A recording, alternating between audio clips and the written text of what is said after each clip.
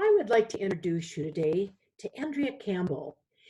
Andrea is a professional speaker. She's an author and also a transformational coach. After spending over 20 years in corporate America as a successful engineer, trainer, and salesperson, she decided to follow her heart's desire to help others live their best lives on purpose. Andrea is passionate about inspiring others to be bold and make the intentional change in their lives to achieve a life they desire, love, and deserve. As a two-time cancer survivor, Andrea understands what it takes to be resilient in the face of adversity. She has taken life by the reins to live an authentic, unapologetic, highest version of self. Unselfishly, Andrea wants others to do the same. She wants to ignite the spark needed to help them be more, do more, and live more. She's the author of two books: The Beautiful Journey, Finding Purpose Through Cancer, which chronicles her journey through cancer, and the ebook, God Never Wastes a Hurt: 3 Steps to Move from Pain to Purpose. She is a certified professional coach with many certifications, and I think she's got a fabulous story to tell. So, Andrea, you survived two types of cancer, and you have this absolutely wonderful book, which I've read, and I would encourage everyone to read, whether they have had cancer or not, because I think we all wonder, what would be the journey? What would we go through? So tell me about that. Tell me about your inspirational life now. Just give me the whole story. Thank you so much. First of all, let me say I appreciate you having me on. I am so grateful for the opportunity to share my journey with you. When I was in my late 30s, I was diagnosed with cancer. And I remember when I heard those words, "you have cancer." I didn't just hear those 3 words. I heard, "you have cancer, and you don't have a husband yet to support you through this. You have cancer, and you don't have your 2.5 kids and your white picket fence. You have cancer, and you really haven't begun living. You have cancer, and you may die." I didn't know what that diagnosis meant for my life. But what I knew is that I needed to be intentional about creating a life that I loved for myself. And so when I was going through my journey, it was a very lonely journey because I didn't know many people who had gone through cancer at that point.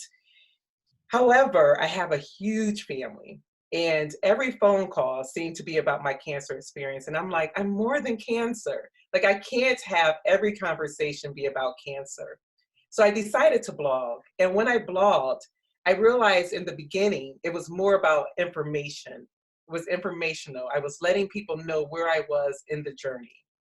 And then as I was going through it, I realized that a lot of people, just like myself, didn't know all the decisions you have to make when you're going through cancer. And so I used it as a way to educate people. But another thing that happened as I was going through all of this is that I felt myself transforming. I knew I was becoming a different person. And because of that, I used the blog platform as a way to inspire people.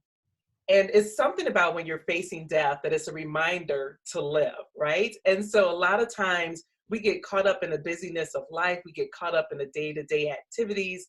We wake up, shower, go to work, come home, eat, go to bed, wake up. And we do that for the course of 5 days. And then the weekend comes, we run errands, clean the house, do whatever we do. And then we're back at the same thing. And so I realized that cancer for me was that interruption that I needed so that I could actually get on the course that I was supposed to be on. Like, I felt that I had been successful. As you mentioned, I'm an engineer. I had done sales. I was working for a medical device company and loved my job.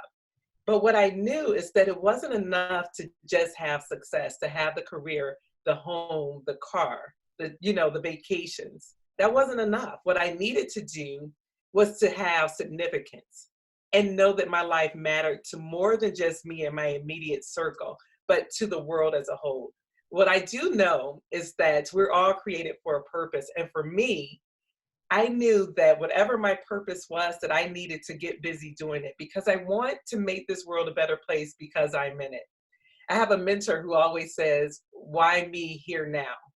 And I ask that of myself plenty of times, trying to make sure that whatever it is that I'm doing is making a difference and it's the reason that I'm here in this time, in this space right now. So I have, it's been, even though cancer sucks, and you talked about me going through it twice, and sometimes I still can't believe that it's my life, but it is. But even as much as it sucked, I know that there was a blessing in this. And it's one of those things. I remember I read a card when I was going through this. When I was going through it, I just happened to have a friend going through something with his 1-year-old daughter who needed to have heart surgery. And I went looking for a card for him and his wife. And when I found this card, I was like, oh my gosh, it's for me. I realized at that moment, it wasn't just the words that's for them, but actually for me as well. And the card, I can't remember all of it, but I know it started with God. And it said, with God, every day is a day to begin again, to know that in all this confusion, in all of this mess, there's a blessing to be found. And so that was my hope as I went through my journey. What's the blessing in all of this? And so I do look at cancer as a blessing because it led me to my purpose and it led me to where I am now. So I know you asked about how am I using all of this to inspire or be an inspiration to other people. One way, as you mentioned, was my book. I remember someone, when I was blogging, I used this site called Caring Bridge, which is a wonderful site for people who are having health challenges, and you can blog and you can look at other people's journeys, etc. But someone responded to me and said, you should write a book. And I'm an engineer, so I'm not even thinking of becoming a writer. But what I did know is that that was a way for me to use my journey to help other people. And so I decided I'm going to take a stab at this and learn how to write a book myself. And it took me a while to do so. One, because I needed to get to a place where I felt comfortable sharing my story and that I was somewhat healed from the experience that I had gone through. But what I did realize in writing the book, that it was very cathartic for me, that I actually healed as I was writing and putting my words to paper and actually even sharing the story. But I use that as a way to, as a platform, I guess I should say, to speak to other people. And my book is about my experience going through cancer, but we know that there's other adversities that people have to go through. And so in my book, I have it where I use my blog posts that I talked about and I reflect from today's perspective. And then I give the reader some questions to ask for themselves and go on their own beautiful journey. And what I found in that is that this book has given me a platform to help other people, to inspire them and to let them know and give them hope as they go through their own adversity. And then from there, just to fast forward a little bit, 4 years ago, I decided to release my corporate America job. When I went through cancer the first time, I didn't even know if it was for me or if I was to be used by God to be a lesson for someone else. And so I went through it with grace and ease. And I was like, okay, now I can get back to living. But I ended up with cancer a year and a half later, a totally unrelated cancer. And that time I had to take a pause and say, what is this?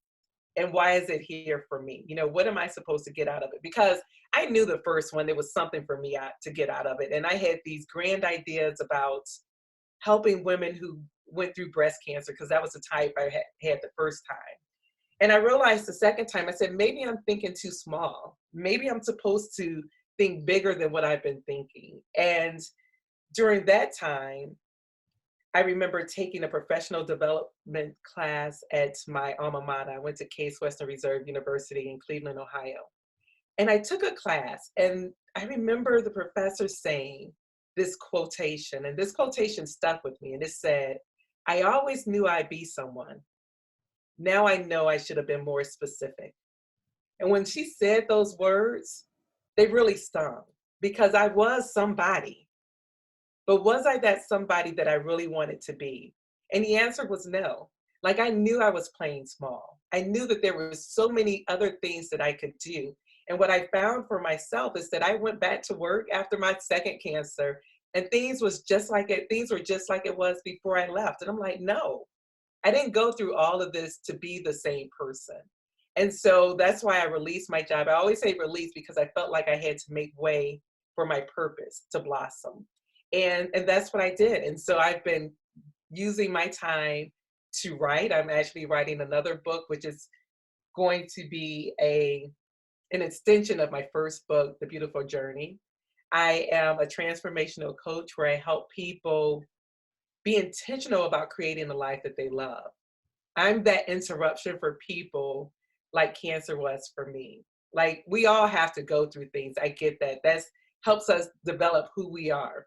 But I want to help people get intentional about living and creating a life that they love for themselves. And I also do a lot of speaking. So those are the things that I've been doing, and it's been wonderful. And I always tell people that even though my money may not be the same as it was prior to yet, it has been joyful. Joyful because I am seeing people's lives change. I even remember with the book, when I first wrote the book, my whole thing is if I could save a life or save a soul, right? Because I'm talking about breast cancer and reminding people to fill on your boobs, get to know your body and pay attention. But if it wasn't for that, if I could use my experience of how faith got me through and to share the promises of God, then I was good. And I know the first time I had someone, I used to have people write me notes. My book has been out for a few years now. People would write me letters to tell me and share some things that I wouldn't even have thought they would share, not necessarily about cancer, but about what they went through. And that's when I knew that it was worth every tear that I cried writing this book, worth every minute that it took me to put it together and to learn how to self-publish and all of that. So for me, I feel as though when I'm on my purpose and doing the things that I'm passionate about, that's where the joy comes. And I just want to help other people get to that place as well. That sounds fabulous. So, how do you do your coaching? Do you do it long distance? Do you do it over the phone, over the internet? How do you do it? Yeah, I typically do it either over the phone or the internet. So virtually is how I do it. And my coaching program is a 12-week program, and it's a wonderful, wonderful program. It amazes me when I see the people's change in their lives. And, because I know that I have a part to do with it, but it's still, I know that it's bigger than me.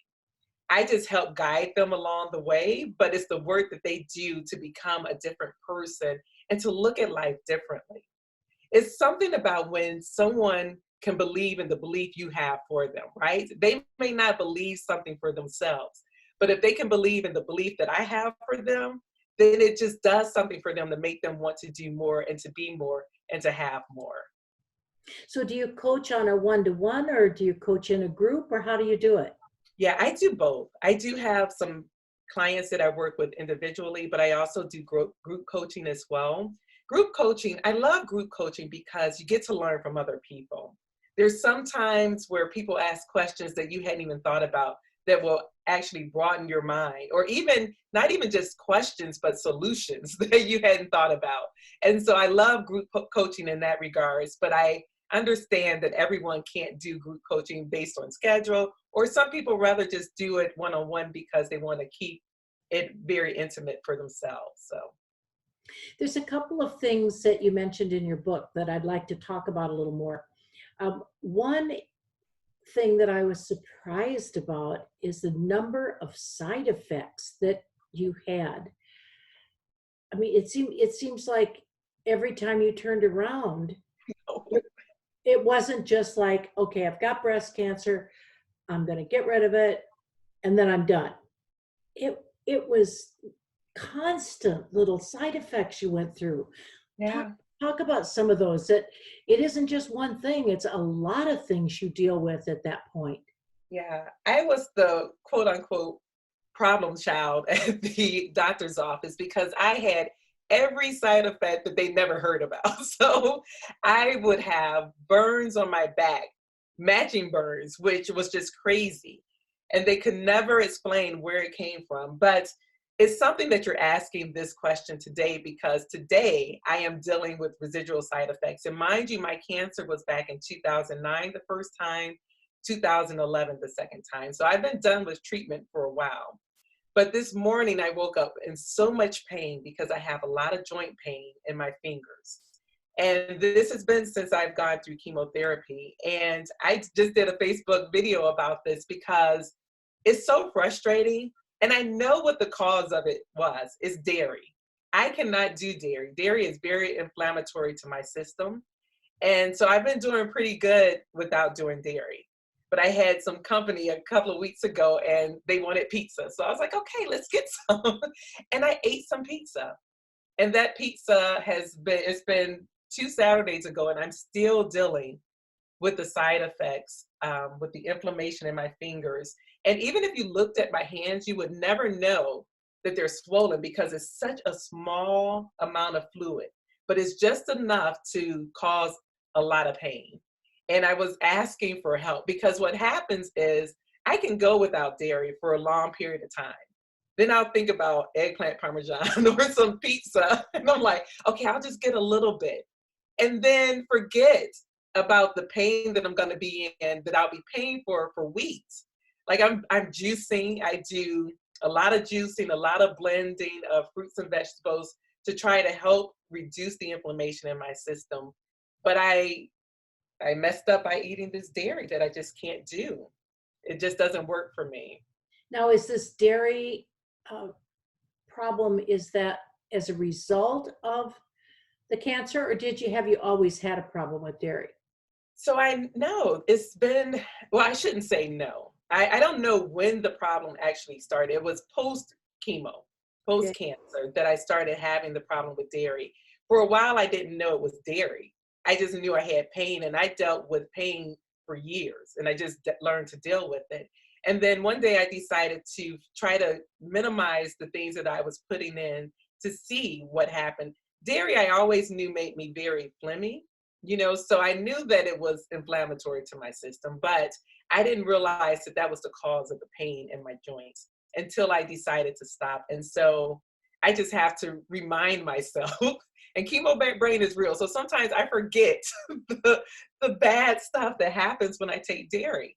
And so I just have to, and I mean, it hasn't been super, super hard. Like I can go without eating ice cream. I can go without eating yogurt, and most of the time cheese, but it's pizza and that little dollop of sour cream they put on my burrito, like those types of things that gets me in trouble. So, yeah. Another thing I was surprised about is that men can get breast cancer. Yeah, it's not just for women. Men have breast tissue as well. And just recently, within the past year, Beyonce, her dad mentioned that he had breast cancer. It's rare for men, but I don't think it's as uncommon as people think it is. And I don't even think they have the real numbers, because I think probably a lot of time men just don't even bother to take care of themselves in that regards. But yes, it's not specific just for women. It's for anybody who has breast tissue, and that's everyone. People who are young can get it. People who are older. I was relatively young. I was still considered young when I was diagnosed the first time. And I just happened to be fortunate in the sense that I had a sister who had passed from cancer. And by the time we found out, it had spread throughout her whole body. And so we never knew where it originated. And so my GYN was very cautious with me and making sure that I started doing mammograms at 30. So fortunately, I was able to find it before the time of 40, which is where they normally say to start your mammograms. And so I would have one done every year, and I was able to catch it early, fortunately. One of the other things in the book that I thought was so important and that people don't really talk about enough, and that is how people need to reach out, and instead people tend to avoid talking to you when you have the cancer. Talk about that a little bit. Yeah, it's something. And I mean, it's personality wise, right? I was a person who was very vocal about my experiences because I wanted people to pray for me. So I needed everyone to be praying. So therefore I had to share. But I know that there has been stigma that's been associated with cancer for some people. And I was surprised how many people don't want to talk about it. And whether it's because they just want to keep it to themselves, but it's something about when you know that you're not alone in the journey and that there's other people who can share their experiences with you to help you get through it. Now, I will say that it is something about when you are vocal and you don't have a problem sharing, because there will be people who come up and say, yeah, I know such and such who had breast cancer and she died. And you're like, that's not what I'm trying to hear, So it's one of those things that, people have to be more conscious as to what they say to people and think before they speak, I guess is really what it is. But I heard that a lot. And that was not helpful when you're actually in the battle fighting for your life. So I can get in some sense that you don't want everyone to know, but I don't know how there were people who had done it without telling their spouse. They hadn't shared it with their kids. They would just go through the journey by themselves. And it was just amazing to me because it just helps when you have a support to surround you. Now you've really gotten to the point that you're living your passion, wouldn't you say? Yes. So talk a little bit more about the passion, the fire inside that you're feeling. So it's one of those things. And I mean, it took cancer to get me there. And it's funny because when I look back at my life, look back over it, I realized that I was being pushed in the direction that I've been in way before cancer, and I was just ignoring it. And now I'm here at this place. But for me, I am really just trying to help people live their best lives on purpose. And when I say on purpose, I'm meaning being intentional about doing it. Like, we're going to live, if we're blessed enough to live another year, we're going to either live it by default, where we just let life create itself, or we can live it by design, where we actually create it the way we want it to be. And so regardless, we will have that year, but we get to decide how we want to live it. And I just want people to be more aware of the fact that, one, we all have a calling, we all have a purpose as to why we're here. And we need to sit with that and make sure that we understand and get busy doing it. Because as we know, life is short, and it's not just a cliche, right? It's one of those things that we're reminded of when we see someone pass. But we all know this to be true. And so we need to get busy doing what we were created to do. And then the other thing is that we're not supposed to just live life haphazardly. And I can say that I did for a long period of time, even though I was doing things that I love to do. It was a little different when you don't have a vision in place to know where it is that you want to go. And so that's like one of the things that I'm very intentional about, is knowing where it is that I want to go and making sure that I hold that close to my heart so that I can do what it is that I need to do to get to that place. And that is what I try to help other people do. It amazes me how many people don't live their lives. They live the lives of other people or other people's expectations. And sometimes we have to take control of our lives. You take back control of our lives and live the one that we truly want to live. I was listening to, and I believe it was Les Brown who said this the other day, and he was saying, we are all born unique, but we die copies of one another. Because people tend to just try to be like everyone else instead of recognizing that your lane is your lane and you stay in your lane, even if it doesn't seem to make sense. And I would say that for me, when I left my corporate job, it did not make sense. It didn't make sense to leave the money that I had, the benefits that I had, the 401k contribution and all of that, especially medical benefits. It didn't make sense. But I knew my purpose was bigger than me. And so I had to get to a place where, and I'm not even going to say it was comfortable, but a place where I knew I didn't have a choice. Like, my soul was dying and I couldn't let it die just because I refused to step out on faith and conquer the fear that I had. What would you tell people then about work-life balance?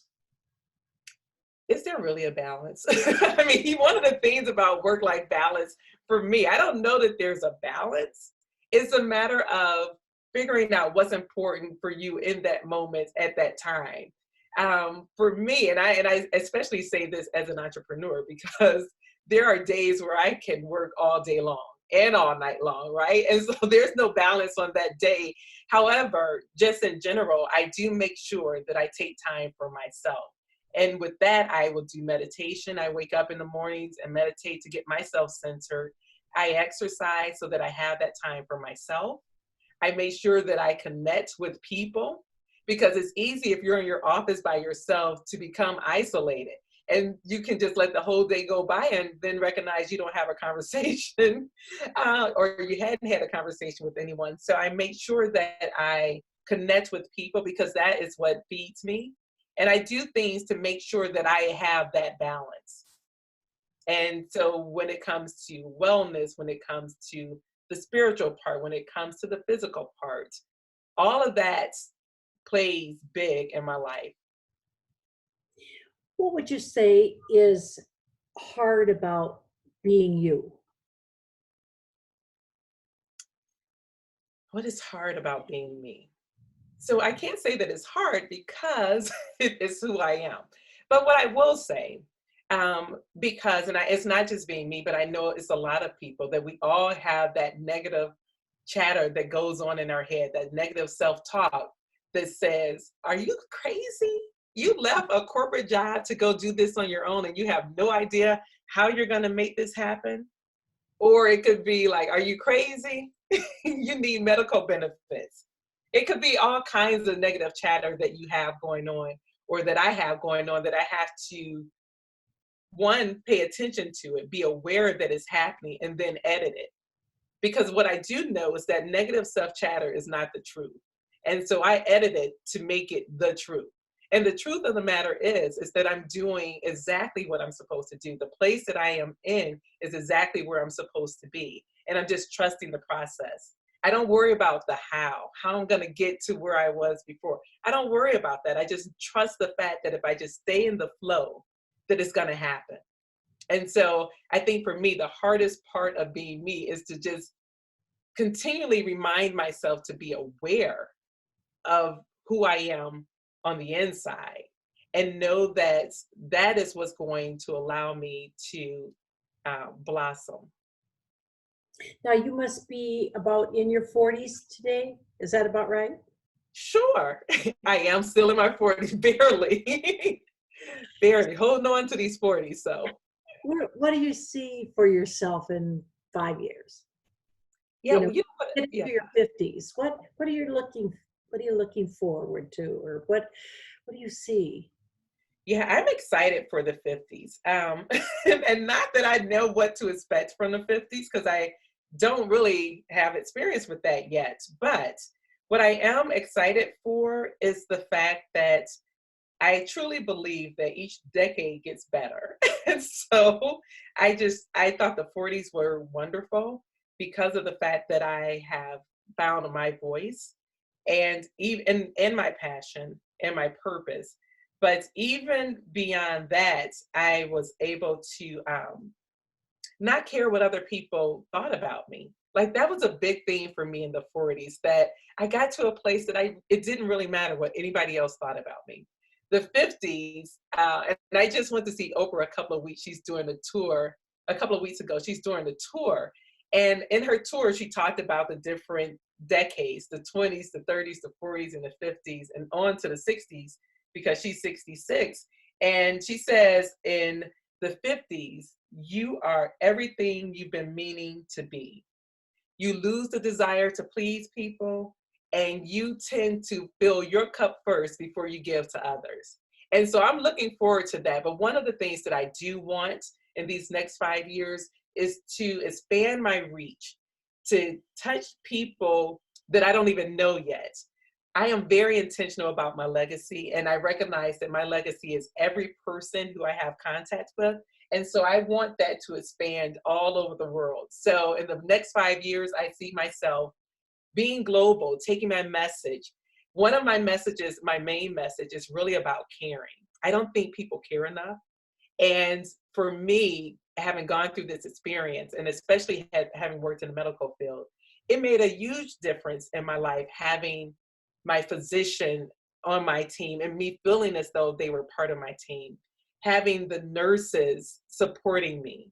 And I just know that when we take that time to care, to show that we care for one another, not just in work, but even at home or even to ourselves, that it just makes a big difference in our lives. And so that's the message, one of the messages that I want to get out there to the world. And so I'm excited about that. And I'm trusting that in the next 5 years that my platform will be elevated even more where I can touch a lot more people. So how do you expect to do that? Looking at your not job, but it as your business. Do Mhm. you, what do you like best, and what do you want to grow? Is it the speaking engagements? Is it the coaching? Is it what is it? What part do you So like best? yeah, okay. So the speaking is really where I am, what I love the most, because I do get a bigger bang for my buck, right? I can touch multiple people that way. And it's funny because when I left corporate America, I left to do coaching. And when I got out here in the real world and I realized everybody calls themselves a coach, I was like, oh, I'm walking, like, I don't want to be everybody else. So I kind of thought I was going to be able to get out of that space. But what happened is that I would go out to speak and then people want to know how can they work with me. And I'm like, well, I have a book. Like that's the best I had to offer them. And then I thought about it and I was like, I can do coaching, but I can do it the way that I want to do it, the way that's authentic to me and the way that I know that it's going to help someone else. Because what I truly believe is that the person who is for me is for me. The person who lives, the people who lives I'm to touch and to help change, they're out there and they will be attracted to me as I will be attracted to them. So even though coaching was not really what I thought I would be doing after the fact, I found myself back in it and it's just as joyful. But I do think that the speaking is really what's going to get me out there more so to touch more lives. Now you say that you in your book that you really love children.